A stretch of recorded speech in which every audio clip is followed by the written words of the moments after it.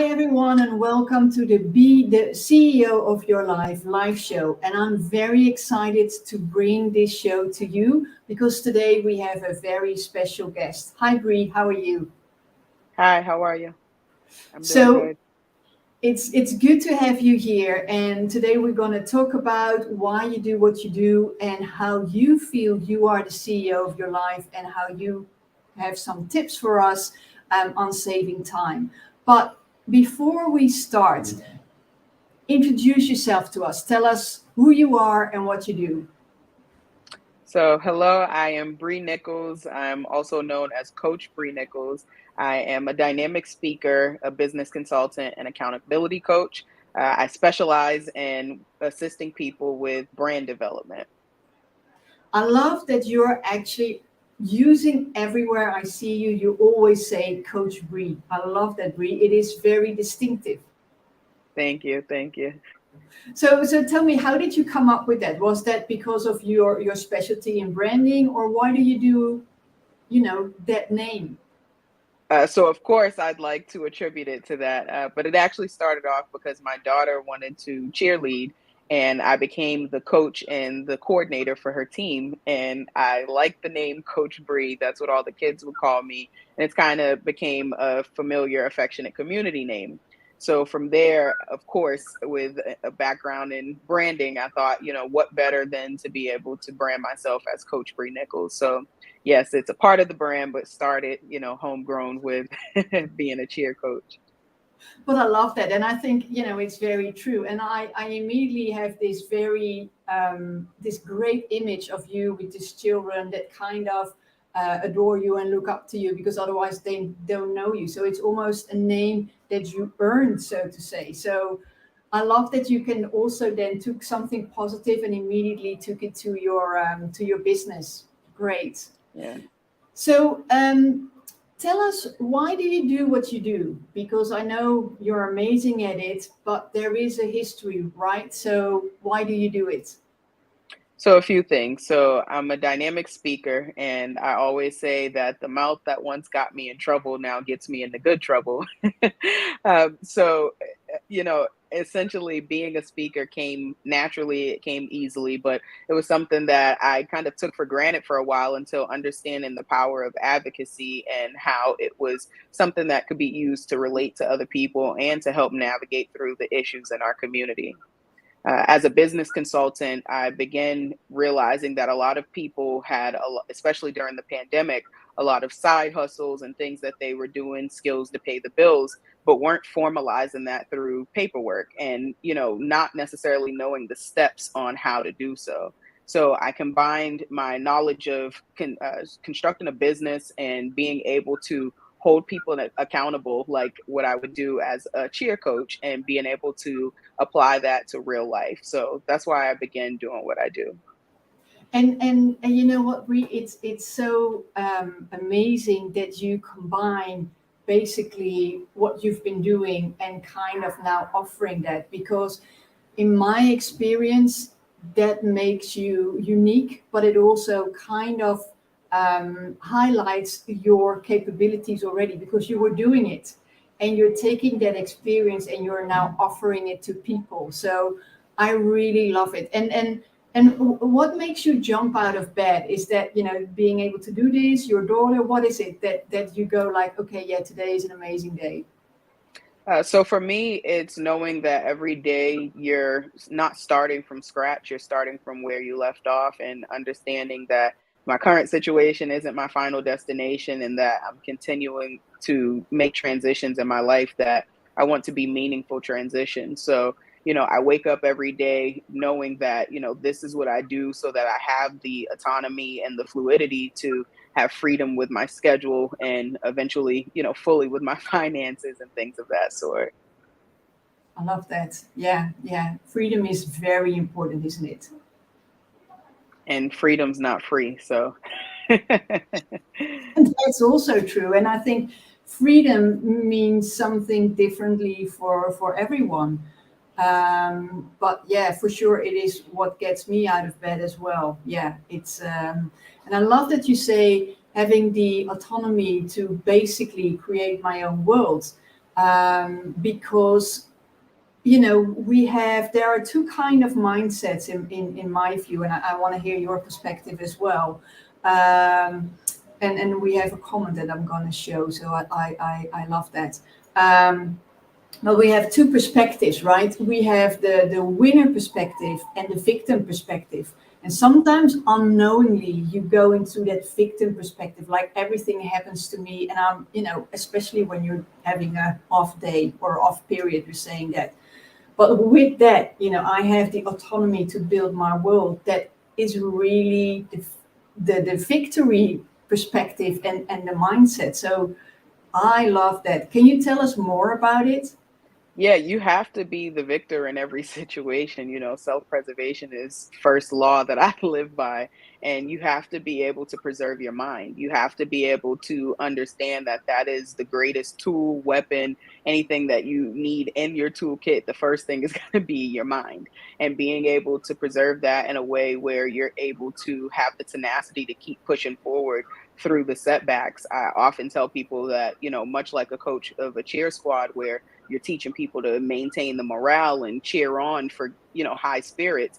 It's the same thing if you're running a marathon. If you have hurdles in that race, they're not easy to jump over. They're put there to be an intentional obstacle. But once you're successful at jumping over the first one, you'll likely be more successful in jumping over the second. So really having that understanding is important. I love that. I love that. And Oleg, sorry, I has some great comments. He says, "Great reminder, you're not starting from scratch. I'm a huge believer that you're starting from some experience." Yeah, for sure. I totally agree. And to me, freedom is being whole. I just love all these definitions of freedom. There's so many, but I think it's really a shared value. So thank you for sharing. Yeah, Now, and I'd love to touch even on that comment there that freedom is being whole. Absolutely.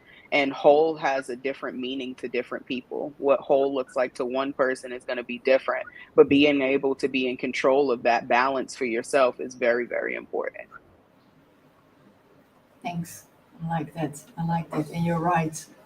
But for me, I don't know about you, Brie, but I think um, part of the fun, and I feel that that's not even covering it, but by lack of better words, part of what makes this all exciting and worthwhile is that we have so many perspectives and there are so many views.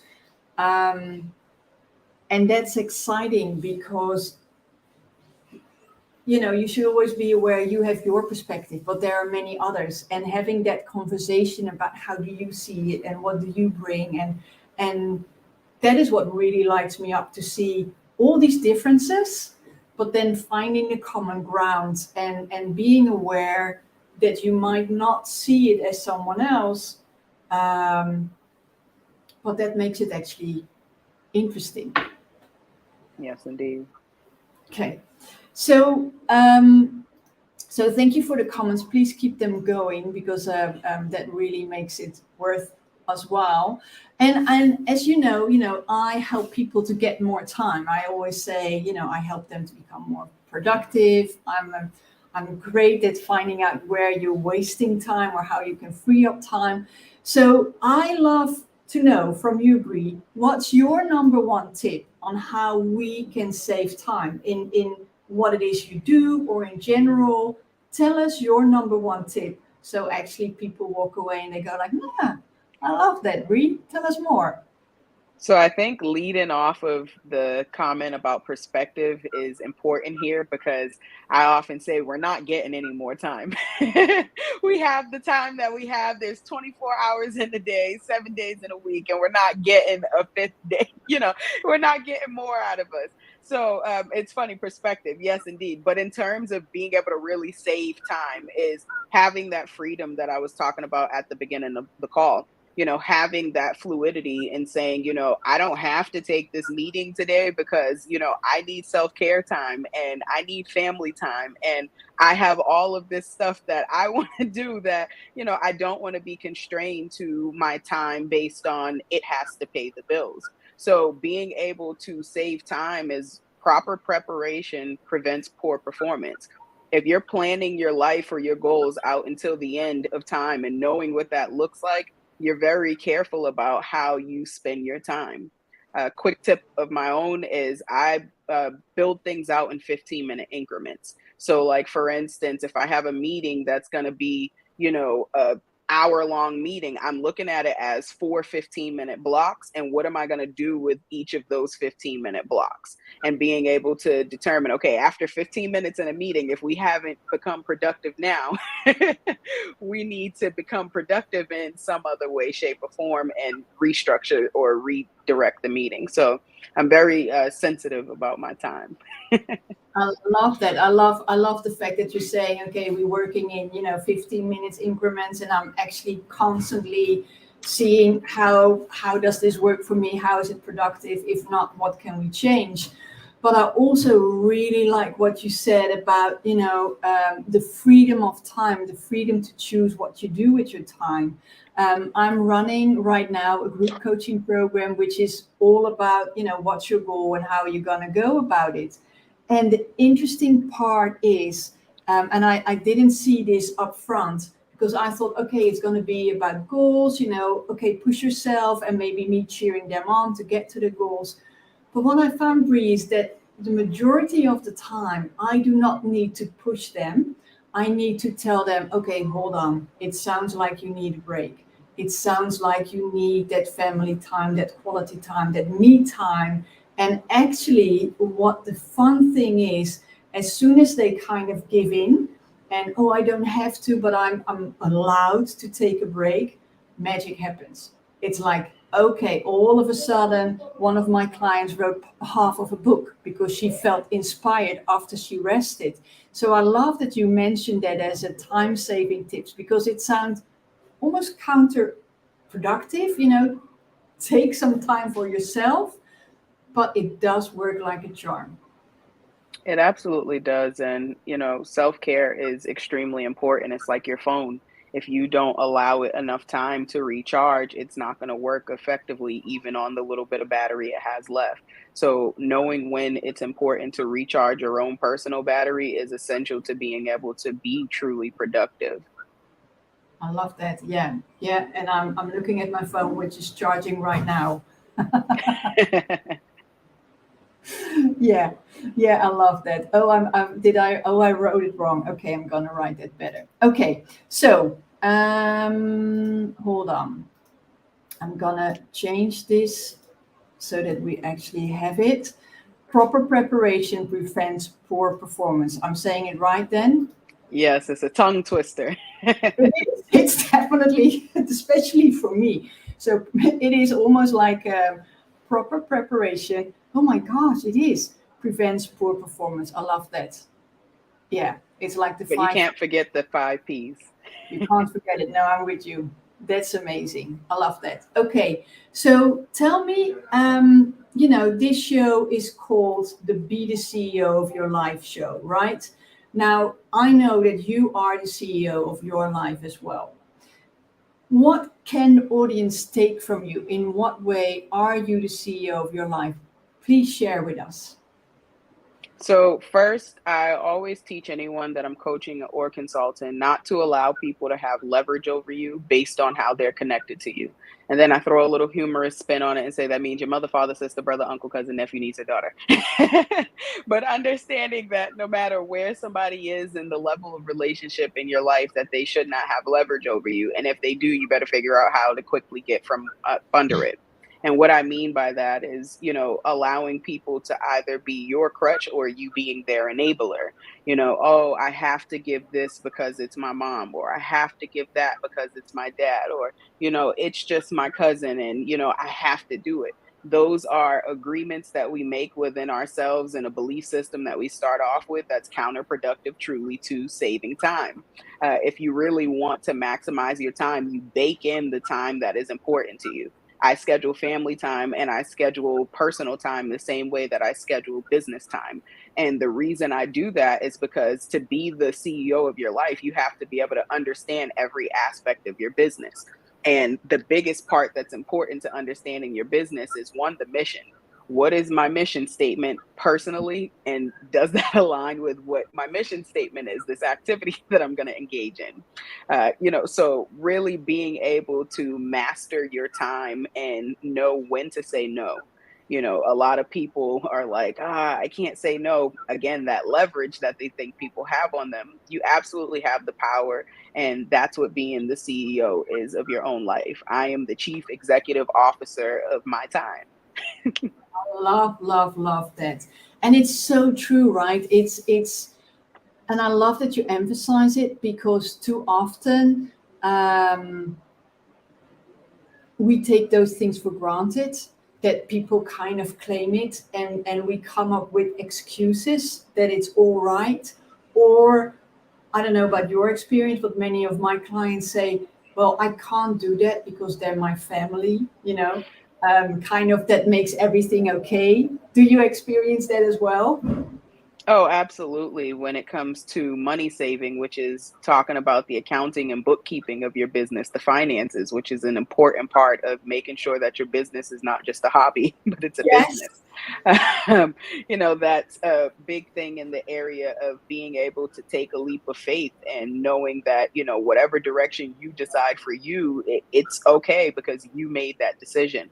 A lot of people often get stuck with the influence and the opinions of people around them and stop themselves from making or taking steps that could very well be the next big thing in their life.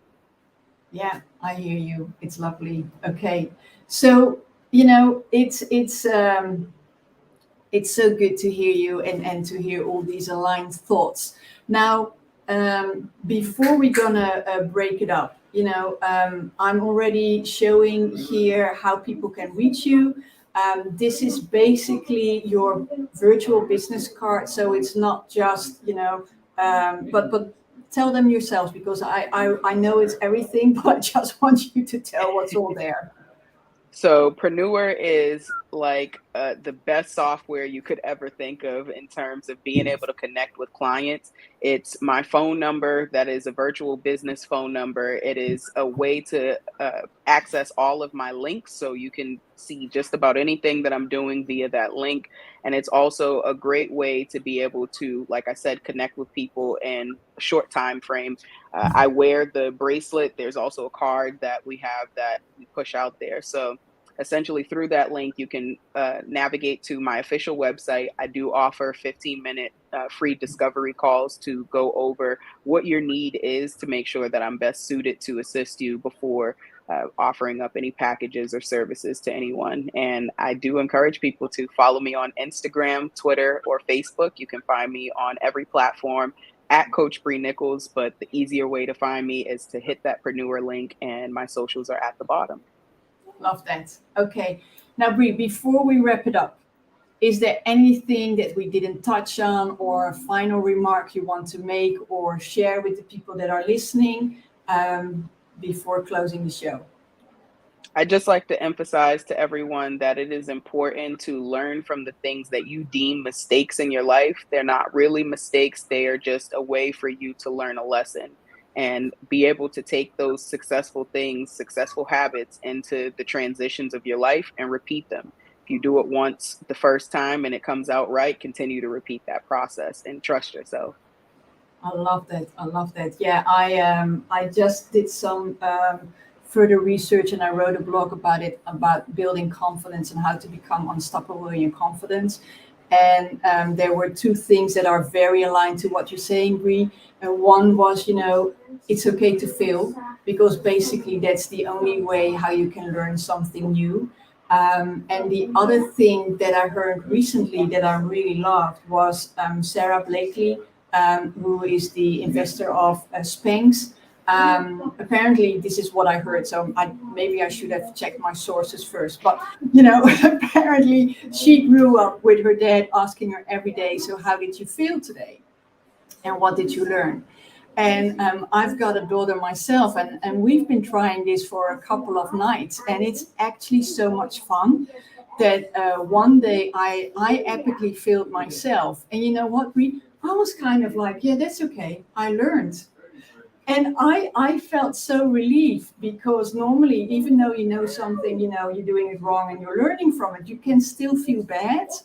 But by asking yourself daily, so how did I feel today and what did I learn? It actually becomes easier. It So does. I practice the same thing with my daughter. We call it the new and goods. And, ask her what was new about your day and what was good today, and followed by whatever's going to be new is likely something you've learned. I love that. That's a good one too. Great. Bri, thank you so much for your time. It was a pleasure to have you here. So everyone who's listening or who's watching this, or at a later point of time, make sure to connect with Bri. Get on that 15-minute phone call, because as you can hear, she's a treasure to have in your life. Thank you. Thank you so much. Bye, everyone. Thank you for being here with us today.